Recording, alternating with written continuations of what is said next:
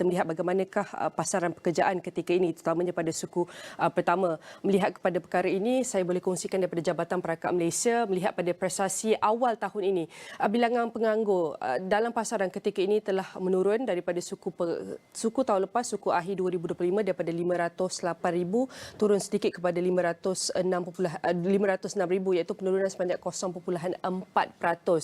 Dan kadar pengangguran telah dicatatkan daripada 3% yang telah kekal untuk suku ke suku telah jatuh sedikit kepada 2.9%.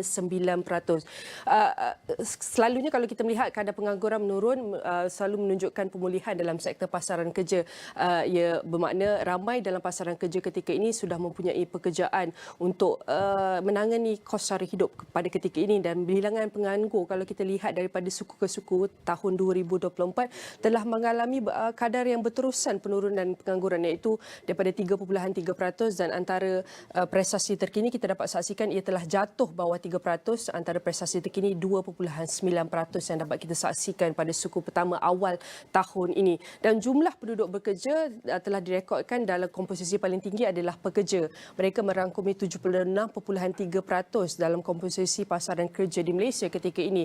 Selain itu diikuti juga dengan golongan kedua tertinggi adalah bekerja sendiri, merekodkan 17.5%, dan juga adalah kalangan pekerja dalam kalangan majikan 3.8%, dan pekerja keluarga tanpa gaji adalah 2.4%. Dan pada suku pertama kita telah merekodkan penduduk bekerja sebanyak 16.73 juta, peningkatan sedikit 0.3% berbanding suku akhir 2025. Dan kadar penyertaan tenaga buruh berbanding lelaki dan perempuan, lelaki setakat ini memang lebih tinggi berbanding wanita. Penyertaannya dalam pasaran buruh ia telah merekodkan sebanyak 70, kita dapat saksikan kaum lelaki mencatatkan sebanyak 83.3%. Manakala wanita juga telah meningkat sedikit pada suku awal ini pada tahun 2026 kepada 83.3%. Dan kadar penyertaan antara kedua-dua jantina lelaki dan perempuan iaitu kekal berbanding suku akhir 2025 iaitu 70.9%, dan kita teliti pada suku pertama ia kekal pada 70.9%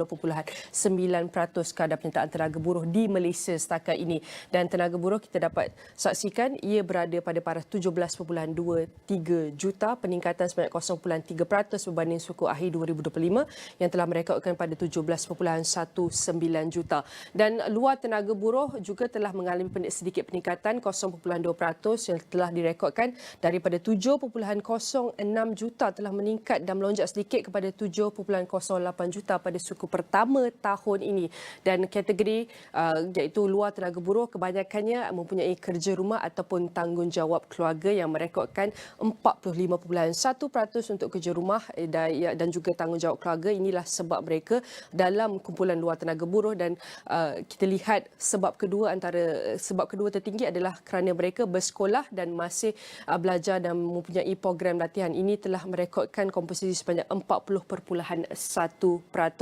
Dan ini adalah sedikit untuk kita menyaksikan bagaimanakah pasaran kerja tenaga buruh setakat awal tahun suku pertama tahun ini. Dan dalam beberapa tahun kebelakangan ini data menunjukkan isu guna tenaga kerja tidak optimum ataupun underemployment dalam kalangan tenaga kerja berpendidikan tinggi di Malaysia semakin ketara, dengan hampir 2 juta pekerja berkelulusan pengajian tinggi bekerja di bawah tahap kelayakan mereka.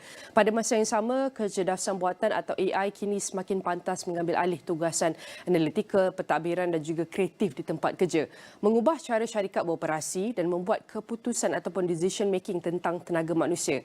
Persoalan utama apabila AI mula masuk ke pejabat secara meluas, adakah pasaran kerja Malaysia dan sistem pendidikannya benar-benar bersedia, dan adakah isu sebenar masa depan tenaga kerja bukan lagi soal pengangguran semata-mata tetapi risiko menjadi tidak relevan. Dan untuk mengupas isu ini dengan lebih mendalam, kita bersama tetamu yang sudah bersedia bersama saya dalam studio adalah Hisham Wahab, Ketua Pegawai Eksekutif Pakar HR. Saya nak ucapkan terima kasih Encik Hisham kerana sudi meluangkan masa bersama kami.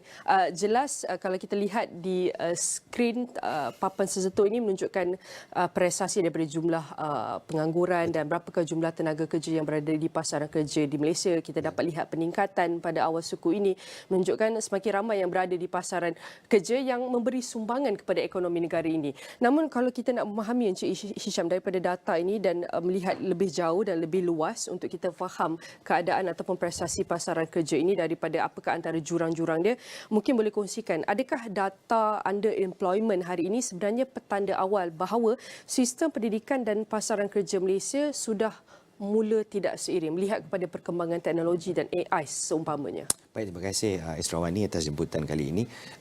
Daripada data yang dikeluarkan oleh Jabatan Perangkaan DOSEM, didapati bahawa ada satu perkara yang harus kita berikan perhatian, iaitu kadar dari sudut ekonomi, kestabilan ekonomi itu kita tak nafikan berlakunya peningkatan ataupun berlakunya penurunan terhadap kadar pengangguran, penglibatan tenaga kerja di dalam industri dan sebagainya. Cuma yang menjadi masalah sekarang adalah kita melihat beberapa isu, antaranya adalah adakah pekerjaan yang ditawarkan kepada pekerja di Malaysia ini sesuai dengan kelulusan dan juga pendidikan yang diberikan. Jadi bila berlaku keadaan ini, daripada data-data yang kita lihat jelas menunjukkan bahawa berlakunya underemployment. Kalau unemployment tu tak ada kerja, tapi underemployment ni maksudnya yang keluar ni adalah graduan-graduan yang tidak menepati keperluan daripada industri yang ada pada hari ini. Dan kita melihat perkembangan di Malaysia pada kali ini, pada masa ini melibatkan teknologi tinggi, AI dan juga kemahiran-kemahiran lain, yang mana kebanyakan silibus-silibus pendidikan mungkin di IPT perlu dilihat semula agar seiring dan tidak berlaku mismatch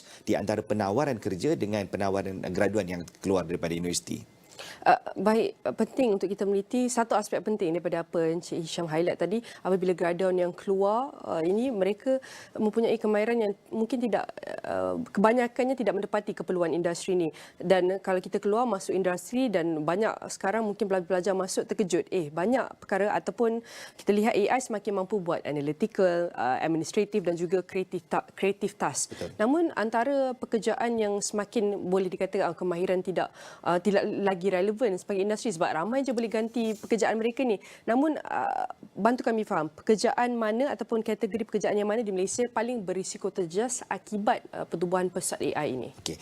Akibat daripada pertumbuhan pesat AI ini, kita melihat bahawa kerja-kerja yang kita panggil sebagai routine cognitive work ataupun kerja-kerja rutin, kerja-kerja yang berulang, kerja-kerja yang boleh di SOP-kan. Yang ini akan mula menghadapi masalah bila mana majikan mengambil menggunakan AI dalam aplikasi. Contoh yang paling mudah ada kerja-kerja berkaitan clerical, kerja-kerja documentation, HR, kerja-kerja yang melibatkan, even kalau kita lihat sebenarnya tugasan-tugasan yang contohnya seperti designer yang dulu memerlukan kreativiti dan juga effort seseorang tu sekarang dah mula digantikan dengan AI. Jadi kita melihat bukan skill untuk melaksanakan kerja tu mungkin dulu ambil masa 1 jam, 2 jam, tapi dengan adanya AI ni dia lebih cepat berubah ataupun lebih cepat disiapkan dan lebih efektif kepada majikan. Dan pekerjaan-pekerjaan yang seperti saya sebutkan tadi, contohnya pekerjaan berkaitan clerical, office work, kerja-kerja yang perlu untuk membuat documentation, yang ini akan mula terkesan apabila adanya AI. Dan even kalau saya sendiri pun di dalam pakai HR, kami melihat klien-klien kami pun dah mula apply AI ni, walaupun pendedahan AI itu belum lagi berlaku secara meluas, tapi mereka mencari inisiatif sebab mereka melihat AI ini peluang untuk mereka menurunkan kos operasi dengan menjimatkan kos operasi melalui penggunaan teknologi. Baik, apabila kita masuk waktu pekerjaan, ramai mungkin sebab AI juga mereka bekerja dengan dalam bidang yang tidak sesuai dengan kemahiran mereka, sebab pekerjaan yang mereka ambil untuk belajar tu tidak sama dengan kemahiran mereka, so mereka ambil dekat tempat kerja yang menawarkan pekerjaan kosong yang tak sesuai dengan bidang kemahiran dan latihan mereka. Jadi kalau kita nak lihat dalam perkara ini, adakah adaptability itu lebih penting daripada degree itu sendiri? Baik, betul. Kalau saya setuju dengan pandangan ini. Sebenarnya apabila graduan ini menamatkan pengajian dalam bidang yang diambil tu, bak kata seorang pensyarah saya dulu, dia kata apabila kita belajar ni, apabila kita habis belajar, sebenarnya ilmu yang kita belajar tu dah ketinggalan. Dan sebab teknologi berkembang sangat laju. Sekarang adanya AI, adanya teknologi. So perkembangan ni berlaku sangat pantas dan mungkin silibus-silibus universiti ni dia tidak dapat menampung kelajuan perkembangan terhadap alam pekerjaan. Sebab tu kita melihat sekarang bukan lagi isu knowledge ataupun ilmu, tetapi kita melihat ada 3 perkara yang saya boleh highlightkan, iaitu pertama adalah dari segi kemahiran. Apa kemahiran yang perlu ada bagi graduan ini untuk bersaing dengan cabaran AI. Yang kedua adalah dari sudut dari sudut matchingnya.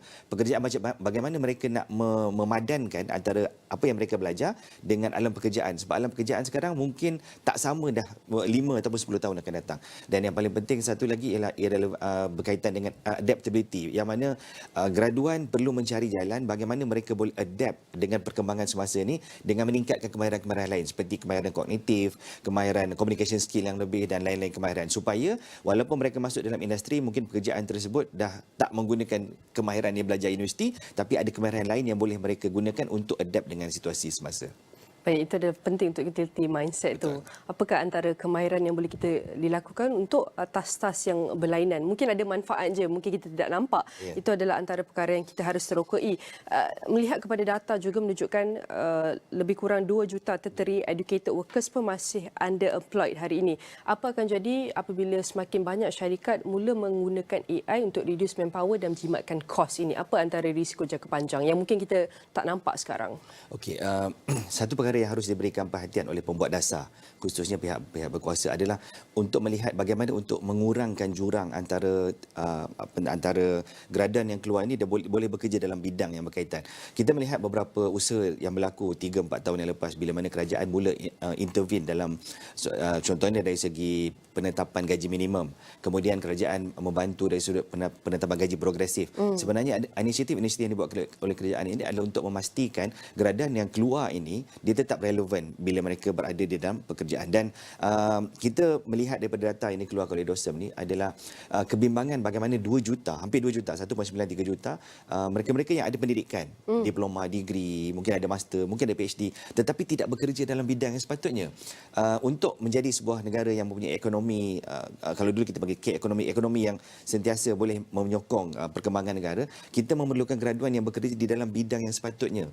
Perkembangan gig ekonomi, perkembangan dunia sekarang yang tidak lagi memerlukan untuk, yulah dulu kerja 85 sekarang ni dah ada work from home, tak perlu lagi nak pergi office. So mungkin menarik minat mereka untuk tidak terlibat ataupun tidak bekerja di dalam bidang yang sepatutnya. So kebimbangan ini adalah saya rasa adalah satu perkara yang perlu diberikan perhatian, yang mana sekiranya trend ini berterusan, negara akan kerugian apabila peluang-peluang pekerjaan yang bernilai tinggi tidak diisi dengan sepatutnya oleh graduan-graduan yang mempunyai kemahiran yang sama untuk memenuhi keperluan ini. Sebagai contohlah, pasal saya daripada Johor. Johor mengalami lonjakan pelaburan-pelaburan berteknologi tinggi, khususnya dalam bidang AI, data center dan sebagainya. Tapi cabaran yang berlaku adalah kerajaan Johor sendiri sehingga terpaksa menubuhkan Johor Skill Development Department, satu jabatan ni untuk upskilling, untuk menambah kemahiran supaya boleh bersaing dan boleh menempatkan diri mereka di dalam alam pekerjaan. Itu adalah antara perkembangan yang sangat bagus, membanggakan apa yang kita lihat di negeri Johor. Tetapi kita harus memastikan gap ini tidak berbelah bagi antara negeri-negeri lain. Jadi melihat kepada keupayaan keseluruhan Malaysia, adakah Malaysia untuk setiap negeri ini bekerjasama pihak kerajaan dan juga swasta iaitu benar-benar bersedia untuk upskilling, reskilling, termasuk juga dengan cross-skilling, ataupun sebenarnya Malaysia masih kebergantungan itu untuk kita melakukan perubahan itu agak perlahan sikit daripada perubahan teknologi. Satu perkara yang kita harus akui adalah kebanyakan sektor kerajaan ataupun swasta biasanya mereka melihat training ini adalah sebagai satu elemen kedua instead of marketing, sale dan sebagainya. Jadi di sinilah sebenarnya Nina, pandangan saya adalah bagaimana HR itu sendiri memainkan peranan ataupun pengetahuan tentang menguruskan manusia itu memainkan peranan supaya dia tidak tertinggal ataupun tidak ada kumpulan yang tertinggal daripada arus perdana. Sebab tu antara usaha-usaha kerajaan saya melihat mereka menubuhkan MyMahir, kemudian ada lagi My Digital, National AI Office pun dah ada. Even kalau di UTM Skudai pun dah ditubuhkan fakulti AI untuk memenuhi keperluan kerja pada masa depan ni, dan saya melihat usaha ini perlu dijalankan lebih serius dan lebih gigih lagi daripada pelbagai peringkat. Kerajaan negeri, kerajaan persekutuan dan agensi-agensi swasta pun sepatutnya membawa inisiatif ini ke depan supaya usaha ini dijalankan secara bersama dan sinergi antara sahabat kerajaan negeri atau kerajaan persekutuan supaya knowledge ataupun skill individu itu dipertingkatkan dari masa ke semasa. Baik, dalam tempoh kita lihat ke hadapan, tempoh jangka panjang juga 5 hingga 10 tahun akan datang. Adakah isu terbesar workforce di Malaysia nanti sebenarnya bukan underemployment tetapi sebenarnya kepada more irrelevance? Betul. Okey. Saya melihat daripada data ini pun, kalau kita melihat 1 ataupun 2 tahun ke belakang ini, mungkin pada asalnya kita melihat adakah struktur ekonomi ini betul-betul stabil untuk pekerjaan, dan data-data pengangguran menunjukkan bahawa kemakmuran ekonomi itu berlaku. Tetapi cabarannya betul. Irrelevance ini yang kita perlu berikan perhatian, sebab kita tak nak nanti graduan yang keluar daripada universiti walaupun mereka ada degree, PhD ataupun ada master, tetapi nilai pekerjaan, nilai degree itu tidak berlaku dalam industri. Sebagai contoh, mungkin kita menawarkan teknologi-teknologi yang terkini, contohnya AI, pengkalan data, pusat data dan sebagainya, yang memerlukan kemahiran-kemahiran khas yang berbeza berbanding dengan kemahiran-kemahiran yang ada di universiti. Tetapi universiti mengeluarkan ilmu-ilmu ataupun graduan-graduan yang mungkin outdated 10 tahun ke belakang. That's why isu tentang irrelevance ni perlu diberikan perhatian supaya graduan kita tidak ketinggalan. Apabila mereka meninggalkan alam pekerjaan, apabila mereka meninggalkan alam pendidikan, mereka terus boleh bekerja di dalam bidang yang sepatutnya. Dan pada saya, universiti juga harus memberikan peranan untuk mempertingkatkan kualiti ataupun silibus pengajian supaya selari dengan keperluan semasa pada masa ini. Penting untuk kita lihat daripada pihak industri, institusi pendidikan, mereka juga harus evolvekan dengan perubahan teknologi AI yang berkembang dengan begitu pesat dan semakin kompleks sebenarnya. Mungkin soalan terakhir saya sebelum kita mengakhiri diskusi kita, Encik Hisham, sudah tentu AI ini ada yang mengatakan bahawa AI bukan menggantikan manusia tetapi ia menggantikan tenaga kerja yang tidak tahu menggunakan AI ini. Itu adalah sebabnya. Tetapi contohlah kita ada dalam satu universitas ataupun dalam sebuah ekonomi negara yang sudah kebanyakannya dalam pelbagai sektor sudah menggunakan AI ataupun tenaga kerja AI ini sepenuhnya, dan setiap pekerjaan itu sendiri pun tak kisah apa you kerja pun sebagai junior ke senior ke, setiap level itu harus menggunakan aspek penting teknologi dan AI dalam pekerjaan mereka. Jadi sudah tentu mismatch ni akan ada kalau kita lihat dari tahun ke tahun, tetapi yang bezanya berapa kadar mismatch itu, tinggi ke rendah ke. Jadi bergerak ke hadapan untuk kita teliti bagaimana untuk AI ini bukan sahaja untuk kurangkan kos, untuk melancarkan operasi lebih laju, lebih cekap, lebih smart, tapi untuk kita memastikan setiap pekerjaan dia peringkat junior ke senior ataupun peringkat management dia dapat menggunakan AI teknologi dengan penuh hemat agar dapat iaitu menghasilkan sesuatu kreativiti dan juga produktiviti bukan saja tempoh jangka pendek tapi sehinggalah jangka panjang. Pada saya, AI ini harus dilihat sebagai productivity amplifier. Dia tidak akan, saya boleh katakan tidak akan menggantikan manusia, sebab yang akan menggunakan AI juga adalah manusia. Jadi manusia tu harus ada dulu dalam pekerjaan. Yang akan membantu adalah bila mana AI ini digunakan sebagai amplifier, sebagai penggalak ataupun meningkatkan kualiti kerja dan produktiviti. Sebab kalau kita tengok, kita compare antara negara kita dengan negara jiran, sebagai contohnya Singapura, kadar produktiviti mereka lebih tinggi berbanding Malaysia, walaupun jumlah penduduk mereka lebih sedikit daripada Malaysia, kerana mereka mengaplikasikan penggunaan AI, teknologi dan juga industri yang ada adalah industri bernilai tinggi.